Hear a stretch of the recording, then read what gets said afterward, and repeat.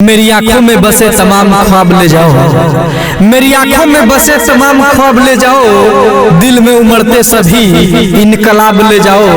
जब लौट कर आना ही नहीं अब तुमको, जब लौट कर आना ही नहीं अब तुमको, मेरे खत लौटा दो और अपने जवाब ले जाओ। हर बार तेरी सलामती की दुआ की, हर बार तेरी सलामती की दुआ की, तेरी आरज़ू में अपनी हस्ती फना की। तुम ही दामन बचा गए मुझसे लेकिन, तुम ही दामन बचा गए मुझसे लेकिन, हमने तो मरते दम तक वफा की।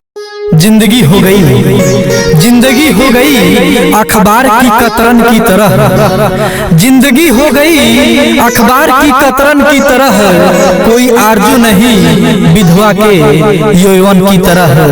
दामन औरों के धोए, दामन औरों के धोए, अपना दागदार रहा। आवारगी मेरी है, आवारगी मेरी है गली की धोबन की तरह। आरज़ुओं को जब सुहागन का श्रृंगार न मिला, आरज़ुओं को जब सुहागन का श्रृंगार न मिला, दर दर भटकने लगी वह जोगन की तरह।